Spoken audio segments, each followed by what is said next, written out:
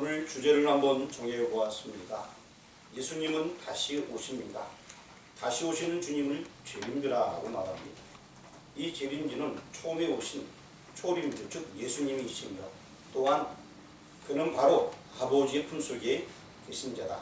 그래서 주제를 재림주는 초림주이며 영존하신 아버지의 품속에 계신 자다 라고 제가 오늘 주제를 나름대로 정해 보았습니다. 오늘날에도 주님의 재림을 믿지 못하는 많은 성도들이 있습니다. 오늘 말씀을 받으면서 분명히 예수님 재림이 마신다는 것을 기억하시고 하나님 보기에 합당한 삶을 살아가는 여러분 되기를 주의 이름으로 축원합니다. 아멘. 먼저는 우리 본문을 들어가기 전에 지난 시간에 배운 것을 한번 복습을 해보려고 합니다. 지난주에 우리가 4가지를 말씀했습니다. 우리 세상 말로 4가지가 없으면 안 된다 그러죠. 그래서 4가지를 하나씩 살펴보려고 합니다. 첫 번째 그 제목은 요한복음의 기록 목적이었고요. 그 안에 크게 4가지로 나누어서 말씀을 드렸습니다. 그래서 신구약 전체 주제가 무엇인가 라고 말씀을 드렸습니다. 혹시 기억이 나나요? 계시록 22장 13절 말씀에 나와 있습니다. 이 앞에도 제가 살짝 적어놨는데 보시면 알 거예요. 자, 한번 읽어주시기 바랍니다.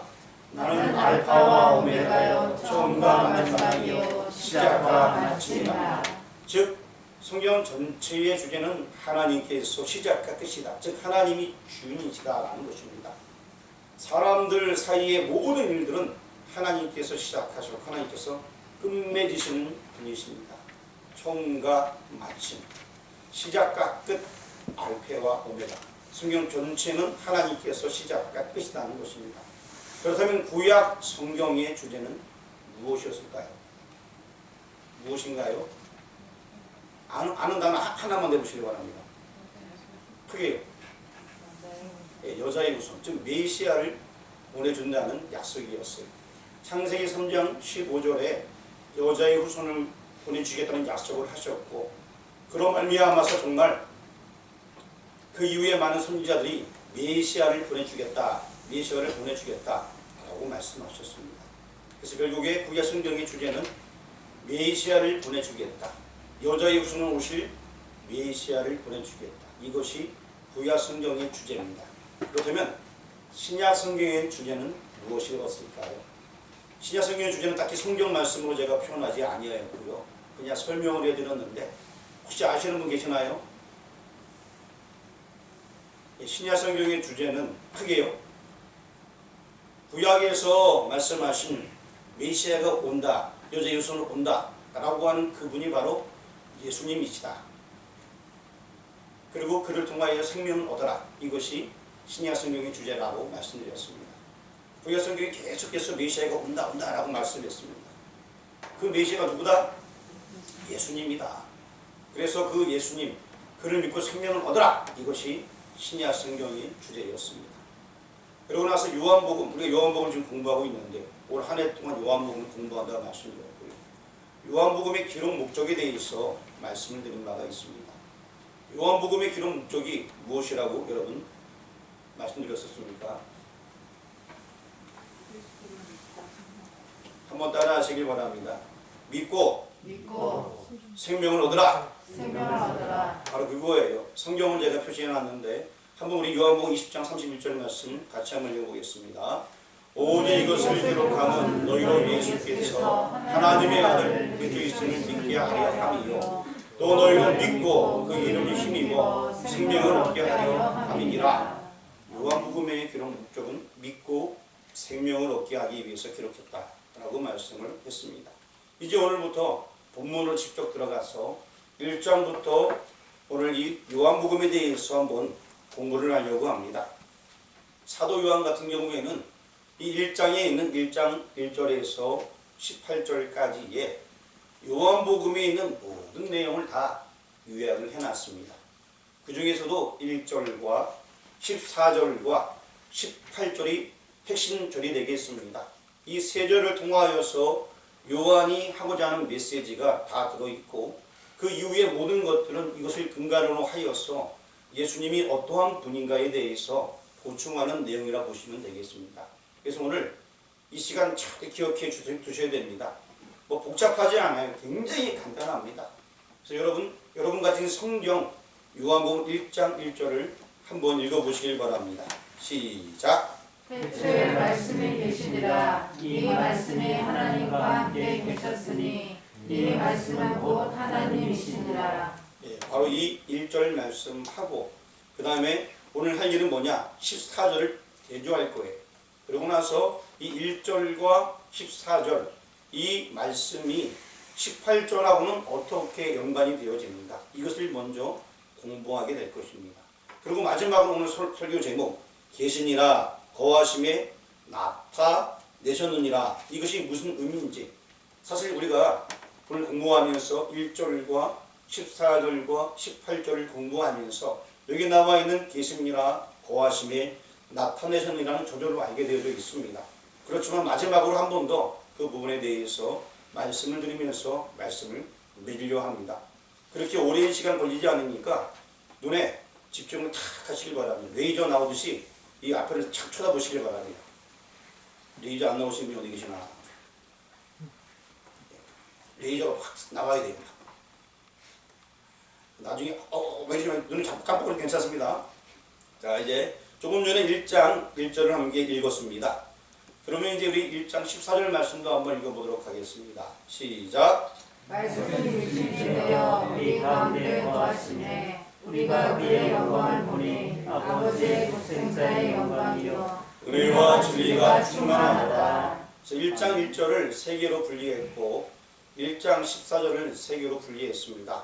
그래서 1장 1절은 아까 분리해 놓은 것을 한번 띄워놨었고 1장 14절 말씀 보니까 여기 앞에 적혀져 있는 대로 말씀이 육신이 되었고 우리 가운데 거하셨고 그의 영광을 보니 아버지의 독생자의 영광이요 은혜와 진리가 충만하더라. 이렇게 14절의 말씀이 되어져 있습니다. 자, 이제 1절과 또 14절 이 세 문장을 대조해서 보려고 합니다. 1절을 세 부분으로 나누었고 14절을 세 부분으로 나누었는데 1절은 태초에 말씀이 계시니라 라고 1장 1절에 시작했고 14절은 말씀이 육신이 되어 라고 말씀하고 있습니다. 여러분 성경책 한번 보시길 바랍니다. 그대로 돼 있어요? 안 돼 있어요? 그렇습니다. 태초에 말씀이 계셨는데 그 말씀이 어떻게 되었다? 육신이 되었다. 태초에 말씀이 계셨는데 그 태초에 계신 말씀은 우리가 계셨는지 안 계셨는지 알 수 없는 그런 어떤 오래전의 이야기고요. 그 말씀이 육신이 되어 즉 사람의 몸을 입었다라고 요한복음 1장 14절에 말씀을 해주고 있습니다. 그러고 나서 이제 두 번째 파트를 보도록 하겠습니다. 요한복음 1장 1절 두 번째 파트는 이 말씀이 하나님과 함께 계셨다. 한번 같이 읽겠습니다. 시작. 이 말씀이 하나님과 함께 계셨다. 그리고 요한복음 1장 14절 같이 읽겠습니다. 우리 가운데 거하셨다. 자, 말씀이 원래는 하나님과만 함께 계셨습니다. 그런데 그 말씀이 이제 우리 가운데, 우리라고 한다는 것은 요한이 있는 시대, 즉 사람이 사는 그 시대에 함께 거하셨다라고 말씀을 하는 것입니다. 이제 세 번째 파트로 넘어가겠습니다. 요한복음 1장 1절 세 번째 파트는 이 말씀은 곧 하나님이시라라고 분명히 말씀해주고 있습니다. 그리고 또 14절 세 번째 파트를 같이 읽어보겠습니다. 시작. 그의 영광을 보니 아버지의 독생자의 영광이요 은혜와 진리가 충만하더라. 여러분 제가 천천히 말씀할 테니까 시간 나시는 분은 제가 이렇게 구분해 놓은 것처럼 성경에 1, 2, 3, 1, 2, 3 써놔도 아무도 뭐라 안 그럽니다. 그냥 시간 나시는 분만 써놓으세요. 그냥 이거 쓰다가 계속 쓰다가 땅만 보다가 고개가 떨궈지는 일은 없도록 하고 잠깐 제가 쓸 수 있는 분만 쓰시길 바랍니다. 괜히 밑에 거 쓰다가 위에 거 못 보면 큰일 납니다. 자, 그래서 1, 2, 3 세 파트로 나누어서 대조하면서 보게 되었습니다. 이 세 번째는 그 말씀이 누군가에 대해서 분명히 말씀해 주었습니다. 그 말씀이 곧 하나님이다라고 증거해 주고 있습니다. 그런데 1절에서 그렇게 증거해 주고 있는 14절에서는 그의 영광을 보니 아버지의 독생자의 영광이요 은혜와 진리가 충만하다. 이 말씀이 원래 하나님이신데 독생자로 오셨다라는 얘기를 하고 있는 것입니다. 두 개를 합쳐보니까 그 말씀은 원래 하나님이신데 그 하나님께서 독생자로 오셨다라고 14절에서는 말씀을 해주고 있습니다. 제가 얘기하는 것이 여러분 무슨 의미인지 아시겠죠? 굳이 설명 안 해도 여러분 다 아시리라 봅니다. 태초부터 계셨던 하나님, 인류 창조 이전의 하나님, 선지하신 하나님, 그분께서 우리와 함께하기 위하여서 구약에는 법궤, 성막 혹은 성전으로, 또 우리와 함께하기 위하여서 신약에는 이 땅에 오심으로 말미암아서 여자의 후손으로 오셨고, 그리고 또 우리와 함께하기 위해서 이제는 성령으로 여러분 우리 모든 마음속에 임하시게 되게 된 것입니다. 원래 말씀은 하나님이셨습니다. 우리랑 어쩌면은 전혀 관계가 없을 법한 그런 오랜 전에부터 계셨던, 요한복음의 태초라는 것은 창세기 1장 1절에 나와 있는 태초에보다 한참 이전, 시간의 처음 시작, 시간의 처음 시작은 어쩌면 태초 창세기 1장 1절을 가리키지만 시간 넘어서 우리가 상상할 수 없는 그 시간을 가리키는 것이 바로 요한복음 1장에 나와 있는 태초라는 것입니다. 영원 전, 그런 의미를 가지고 있습니다. 그래서 이것은 자존한다, 스스로 계신다는 의미라도 상통하는 것입니다. 그러한 태초에 바로 하나님, 즉 말씀이 계셨다. 근데 그 말씀이 하나님이셨다라고 요한복음에서 말씀을 해주고 있습니다. 그 말씀이 이제 우리 가운데 거하기 위하여서 이 땅에 오셨다는 메시지가 1절과 14절의 메시지인 것입니다. 이제 1절과 14절이 18절로 어떻게 함축되어서 표현되어 있나를 살펴보려고 합니다. 자, 18절은 1절과 17절까지의 결론에 해당됩니다. 우리 18절은 두 가지 내용이 나와 있는데, 우리 이 18절 구분에 나왔는데 앞에를 보고 한번 읽어보도록 하겠습니다. 시작. 원래 하나님을 본 사람이 없으되 아버지 품속에 있는 독생하신 하나님이 나타내셨느니라. 아멘. 자, 원래 하나님 본 사람이 있어요, 없어요? 없다라고 나와 있습니다. 하나님을 본 사람이 아무도 없다, 이 얘기입니다. 그런데 아버지의 품속에 있는 독생하신 하나님이 나타내셨느니라. 그래서 우리는 이걸 가리켜서 독생자 혹은 예수님이라고 표현하고 있습니다. 아버지의 품속. 지난번에 우리가 지난 수요일날 삼위일체에 대해서 얘기하면서 그분은 같은 한 분이다 라고 말씀드렸죠. 우리한테 표현할 때에 아버지의 품속에 있는 독생하신 하나님, 그러니까 어떤 사람들은 아버지 하나님이 큰 하나님이고 아들 하나님은 작은 하나님, 그런 거 아니에요. 그냥 같은 분이에요. 그 우리가 볼 때에 독생, 삼위가 계시는데 그 독생하신 하나님, 즉 독생자로 그 하나님께서 이 땅에 오셨다라고 18절은 말씀을 해주고 있습니다. 다시 설명드리면 볼 수 없는 하나님이 볼 수 있는 하나님, 즉 예수님으로 오셨다는 것입니다. 원래는 아무도 그분을 볼 수도 없었고 본 사람도 없었습니다. 하지만 우리가 볼 수 있게끔 오셨다는 것입니다. 18절의 첫 번째 선언, 원래 하나님 본 사람이 없으되, 요것과 관계 있는 절이 1절이고요. 그 다음에 두 번째, 아버지의 품 속에 있는 독생하신 하나님이 나타내셨느니라, 요 부분으로 하고 관계 있는 것이 14절과 연관이 되어져 있습니다. 먼저 여러분, 요한복음 1장 1절 말씀 한번 읽어보도록 하겠습니다. 앞에도 써놨습니다. 읽어보겠습니다. 시작. 태초에 말씀이 계시니라. 이 말씀이 하나님과 함께 계셨으니 이 말씀은 곧 하나님이시라. 자, 이게 무슨 얘기인지 알겠죠? 태초에 말씀이 계셨는데 그 말씀은 그냥 하나님이라는 얘기입니다. 그리고 또 이 1절 말씀을 머릿속에 기억해 둔 다음에 요한복음 1장 18절을 한번 읽어보겠습니다. 빨간 부분 제가 칠해놨는데 빨간 부분만 읽어보겠습니다. 시작. 원래 하나님을 본 사람이 없으되. 자, 그렇습니다. 1절에는 그 말씀이 계셨는데 그 말씀은 하나님이신데 그 하나님을 본 사람이 없다라고 18절에서 얘기해주고 있습니다. 1절하고 지금 18절의 앞부분하고 같다는 거예요. 내용이. 자, 두 번째로 넘어가게 되었습니다. 1절 같은 경우에는 아무도 볼 수 없는 상태를 얘기하고 저 선지하신 하나님.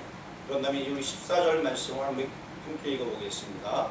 말씀이 육신이 되어 우리 가운데 거하시매 우리가 그의 영광을 보니 아버지의 독생자의 영광이요 은혜와 진리가 충만하더라. 여기 보니까 두 번째 줄에 우리가 그의 영광을 보니 사람들이 그의 영광을 봤다라는 것입니다.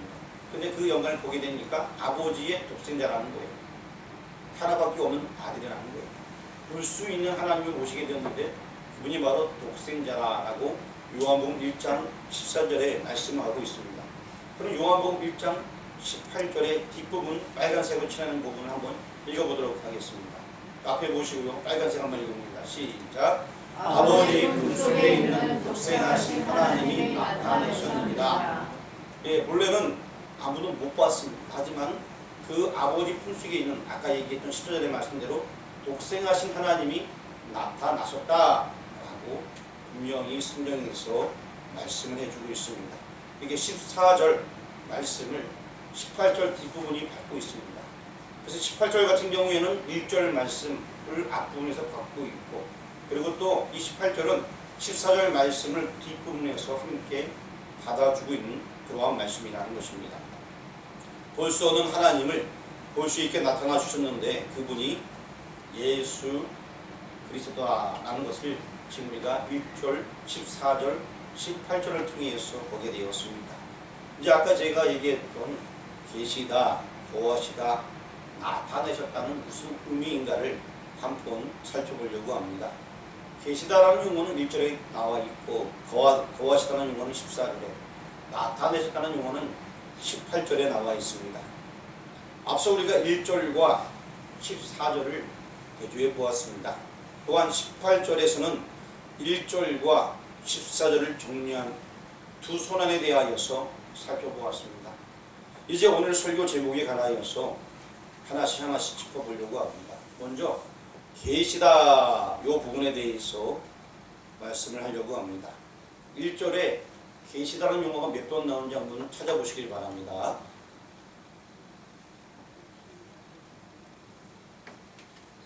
몇 번 나와 있어요? 네, 2번 나와 있습니다. 성경을 안 보시는 분들은 아마 몇 번 나왔는지 아직도 모르실 거예요. 몇 번 나와 있다고요? 2번. 남이 2번 하니까 따라하지 마시고요. 본인이 찾아본 다음에 2번 하시면 좋겠습니다. 이는 예수 그리스도의 선제와 본제를 말씀해 주고 있습니다. 원래 이 예수님은 하나님과 함께 계셨던 분이라는 것입니다. 따로 독립적으로 계신 분이 아니라 하나님의 본체였다. 하나님과 같은 분이다. 그 말씀을 해주고 있습니다. 그래서 그것을 예를 들어서 제가 성경을 여러 군데 찾아놨습니다. 요한복음 8장 58절 여기 보면은 빨간 부분만 한번 읽어보도록 하겠습니다. 시작. 아브라함이 나기 전부터 내가 있느니라. 예수님께서 말씀한 거예요. 그래서 예수님께서 이르시되 하면서 아브라함이 나기 전부터 내가 있느니라. 즉 예수님께서는 지금 많은 사람들에게 보이시고 계시는 지금부터 2000년 전의 이야기입니다. 그때에 예수님께서 말씀하기를 얘들아 나는 아브라함보다 전에 있었어. 유대인들은 아브라함 하게 되면 굉장한 사람을 생각합니다. 다윗과 아브라함, 모세 얘기하면 이 사람들은 껌뻑 죽어. 근데 그 자기네들이 굉장히 존경, 아브라함은 모세보다 전 세대 사람이고 정말 오래된 사람인데 그보다 내가 더 전에 있었다 라고 선제하신 그분에 대해서 스스로 증거하고 계십니다. 요한복음 10장 30절에도 이와 같은 말씀이 왔는데 지금 좀 더 나갔습니다. 한번 읽어보겠습니다. 시작. 나와 아버지는 하나입니다. 예수님이 직접 말씀하셨습니다. 아버지와 나는 하나라. 즉 나는 하나님이야. 나를 본 자는 아버지를 본 거야. 이렇게 설명을 하고 있습니다. 그럼에도 불구하고 이를 믿는 자도 있었지만 못 믿는 자들이 굉장히 많이 있었습니다. 그리고 요한복음 17장 5절 말씀 앞에 적어놨는데 한번 읽어보겠습니다. 시작. 아버지여 창세전에 내가 아버지와 함께 갔던 영화로서 지금도 아버지와 함께 나를 영화롭게 하옵소서.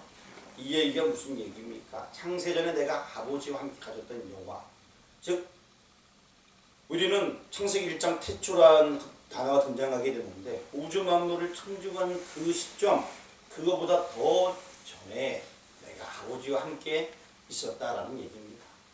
즉, 이 예수는 바로 하나님과 한 분이라는 것입니다. 그 말씀을 지금 요한복음 17장에서 얘기해 주고 있습니다. 이것이 바로 계신이라는 동사 속에 함축되어 있는 예수 그리스도의 존재요 본성인 것입니다. 그분은 계셨다. 1절에 계셨다는 얘기는 우리가 시간적으로 계산할 수도 없고 알 수도 없는 어느 그 시점이라는 자체도 무시되어지는 그냥 아주 오래전부터 계셨다는 것입니다. 그분이 누구냐? 바로 예수님이라는 거예요. 그분이 누구냐? 말씀이라는 거예요. 그거에 대해서 지금 계속 설명을 해주고 있습니다. 그는 아주 오래전부터, 그래서 그는 누구다?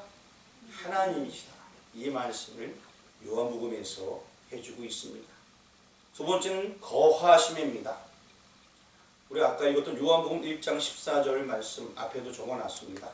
빨간 부분만 한번 읽어보겠습니다. 시작. 말씀이 육신이 되어 우리 가운데 거하심에. 이 거하심이 지금 두 번째 거하심에 얘기하는 거예요. 첫 번째 무슨 얘기했죠? 계시니라. 예, 계신다는 얘기를 가지고서 1절에서 말씀을 들었고요. 지금 14절에서는 거하심에라고 말씀하고 있습니다. 직역하게 되면 우리 가운데 장막을 치셨다. 이런 용어인 것입니다. 출애굽기 25장 8절 말씀에 잘 설명이 되어져 있는데 한번 읽어보겠습니다. 내가 그들 중에 거할 성소를 그들이 나를 위하여 짓되. 이게 뭐예요? 성막이에요. 성막. 구약시대. 그렇죠? 출애굽기 하면서 성막 어디서 지었죠? 네, 우리 시내산에서 지었습니다. 애굽에서 나온 다음에 시내산까지 왔잖아요. 시내산에서 있으면서 1년가량 있으면서 거기서 하나님의 말씀을 받고 성막을 짓고 난 다음에 이제 가나안 땅으로 가데스 바네아 강야로 출발하게 되었습니다. 그래서 정착하다가 잘 안 돼서 38년 동안 광야에서 생활하게 되어서 총 40년이라는 시간이 흐르게 되었습니다. 자, 어쨌든 이 8절 말씀, 출애굽기 25장 8절 말씀, 내가 그들 중에 거할 성소를 그들이 나를 위하여 짓되 라고 말씀하고 있습니다. 우리 가운데 장막을 치신 하나님이신 것입니다. 이스라엘 백성과 함께한 성막은 하나님께서 그들 가운데 거하신다는 인재의 상징이었습니다. 그래서 이 성막 중심으로 동편에는 유다 족속이 있었고 이게 사면에서 텐트를 치고 광야 생활을 했습니다. 성막에서 구름이 움직이게 되면 구름을 사람들이 이제 이동이다 하고 따라가게 됩니다. 하나님께서 성막에 임재하심으로 말미암아 그래서 그들과 함께 계시길 원했습니다. 그리고 그들은 그 하나님을 따라서 함께 이동하고 하나님과 동행하는 모습이 바로 이 광야 시대부터 있게 되어진 것입니다. 성막은 하나님이 인간의 절망을 입으시고 우리 가운데 거하실 모형이었습니다. 그래서 아까 읽었던 14절 말씀에 말씀이 육신이 되어 우리 가운데 거하시네 라고 말씀하고 있습니다. 1장 14절 다시 한번 띄워주세요. 자, 빨간 부분 읽어보겠습니다. 시작. 말씀이 육신이 되어 우리 가운데 거하시네. 자, 하나님께서 맨 처음에 거하신 모형은 이제 성막으로서 존재하게 되었습니다. 그리고 그 성막이 완성되었을 때 어떤 일이 벌어졌나? 출애굽기 40장 34절에 나와 있는데 어떤 일이 벌어졌죠? 여호와의 영광. 예, 여기 다 써 있죠. 한번 빨간 부분 읽어보겠습니다. 시작. 여호와의 영광이 성막에 충만하매. 그렇습니다. 여호와의 영광, 성막이 완성되었을 때의 이 성막 가운데 여호와의 영광이 성막에 충만하였다라고 말씀하고 있습니다. 또 요한복음 1장 14절 말씀 보게 되면은 뒷부분에 빨간 부분을 한번 읽어보겠습니다. 시작. 아버지의 독생자의 영광이요 은혜와 진리가 충만하라. 그렇습니다. 이제 하나님께서 이 땅에 사람들과 함께 거하시는 모형이 구약 시대에는 성막이었고 신약 시대에는 독생자 예수님께서 이 땅에 오신 것입니다. 그래서 이걸 가리켜서 마태복음에서는 여러분 잘 아는 말씀으로 말씀해 주고 있습니다. 마태복음 1장 23절 우리 암송하시는 분 한번 암송해 보시기 바랍니다. 시작. 보라 자녀가 잉태하여 아들을 낳을 것이요 그의 이름은 임마누엘이라 하리라 하셨으니 이를 번역한즉 하나님이 우리와 함께 계시다 하니라. 너무 잘 외우시네요. 하나님이 우리와 함께 계시다라고 마태복음 1장 23절에 분명히 말씀해 주고 있습니다. 볼 수 없는 하나님께서 이제는 우리와 함께 계시는 하나님이 되게 된 것입니다. 하나님과 함께 계시는 곳 바로 하나님이신 그분이 육신을 입으시고 우리 가운데 거하셨다. 이보다 더 경이로운 일은 달리 없습니다. 하나님이 나와 함께한다. 이건 굉장한 큰 축복이에요. 옛적에 제가 어떠한 사람을 하나 사귀게 되었어요. 그때는 제가 고등학생 때였습니다. 그런데 제가 학교에서 집에를 홀로 걸어가고 있을 때에 어떠한 사람이 저를 보더니만 저희 학교에서 저희 집까지 걸어가는 거리가 정거장은 14 정도가 아닙니다. 뭐 10분, 20분 거리가 아니고요. 좀 먼 거리였어요. 제가 왜 이렇게 걸어 다녔냐면은 제가 방황을 많이 했습니다. 그래서 뭐 차비고 보고 놀고 싶은 놀고 그리고 늦은 시간에 버스도 끊긴 시간에 많이 걸어 다녔어요. 걸어가고 있는데 한 차가 오더니만 헛소리 어디 가니까 어디 가다니 올라오면서 튀어주더라. 그러면서 그분이 자기가 경찰 그 서장이라고 얘기하면서 가끔씩 들려본다고 얘기하다 보니까 그분하고 좀 알게 되었어요. 언제든지 연락하라면서 자기 명함도 주고갔어요. 사실 저는 그분이 누군지 처음 뵙는 사람이었는데 그 사람이 항상 언제든지 연락하다라는 그 명함 하나를 받았는데 그게 얼마나 큰 힘이 되고 위로가 되는지 몰라요. 와, 나에게도 큰 백이 있다. 이런 생각이 드는 거예요. 물론 가방 큰 백을 메고 갔지만 더 큰 백이 있다라는 생각이 드니까 굉장히 기분이 좋더라고요. 왜냐? 저는 아버님 일찍 돌아가셔서 의지할 사람이 별로 없었어요. 그때 경찰서장이 어디든 연락하라고 명함 주고 가니까 얼마나 기분 좋습니까? 나중에 알고 보니까 경찰서장이요 저희 친구의 아버지였더라고요. 그건 나중에 알게 됐어요. 어쨌든 간에 그 친구는 또 얼마나 또 어깨에 힘이 들어갈까 이런 생각도 들더라고요. 아버지가 경찰서장만 돼도 이게 긴장한 거 아닙니까? 요즘은 뭐 다르겠지만 저희가 자던 시대 때는 어느 시에 경찰서장 하게 되면 대단했던 것 같아요. 그런데 여기 보니까 본문 말씀, 마태복음 1장 23절에 하나님이 우리와 함께 계신다. 그러니까 하나님은요 우주를 만드신 분이에요. 그분이 우리와 함께 계신다. 이거를 생각한다면요 기쁘지 아니할 수가 없습니다. 너무나 기쁜 것입니다. 육신을 입으시고 우리 가운데 거하신다. 이보다 경이로운 일은 없습니다. 우리를 찾아오시고 우리 가운데 거하신 임마누엘의 궁극적인 목적은 간단합니다. 김철기 집사님, 그 집사님의 몸을 성전 삼으시고 김철기 집사님 안에 거하시는데 하나님의 의도와 섭리가 있었습니다. 우리를 찾아오시고 우리 가운데 거하신 임마누엘의 궁극적인 목적은 문영수 집사님의 몸을 성전 삼으시고 문영수 집사님 안에 거하시는데 그 목적이 있었습니다. 무슨 얘기인지 아시겠어요? 굉장히 중요한 거예요. 임마누엘의 궁극적인 목적은 여러분들의 몸을 성전 삼으시고 여러분들 안에 거하시는데 그 목적이 있었다는 것입니다. 우리 가운데 거하기 위하여서 임마누엘 하셨다는 것입니다. 이게 얼마나 경이로운 일입니까? 나 같은 못난 사람 때문에 예수님께서 오셨다는 것입니다. 요한복음 14장 23절 말씀 앞에 적어놨는데요. 한번 읽어보겠습니다. 예수께서 대답하여 이르시되 사람이 나를 사랑하면 내 말을 지키리니 내 아버지께서 그를 사랑하실 것이요 우리가 그에게 가서 꽃을 그와 함께 하리라. 이보다 더한 은총은 또 이보다 더한 신비 달리 없습니다. 그리고 우리가 그와 함께 한다는 것입니다. 더 나아가서 계시록 21장 3절과 4절 말씀 굉장히 중요한 말씀이 있는데 우리 3절부터 읽어보겠습니다. 내가 들으니 보좌에서 큰 음성이 나서 이르되 보라 하나님의 장막이 사람들과 함께 있음에 하나님이 그들과